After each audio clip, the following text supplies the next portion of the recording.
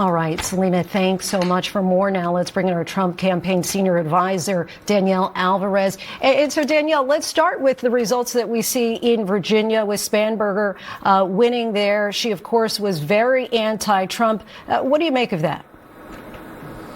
Well, I think that the reality is the fact that we are talking about the way that Republicans are fighting in these very blue states is a testament to the way that the political landscape has changed.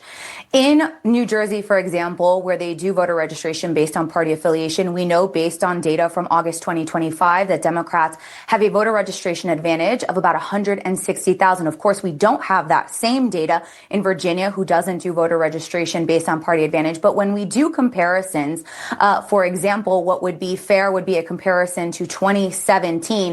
We can see, that it makes sense that Abigail Spanberger performed very well. Of course, when we look at ABC's exit polling, we see that the economy was the number one issue. Abigail Spanberger spent a lot of time talking about the economy. We did, however, see in the ABC exit polling that they did not support. About half of voters did not support transgenderism. That was Winsome Sears' focus. Of course, that fell short. Yeah, affordability is certainly a huge concern for many Americans. How do you think that has impacted results so far?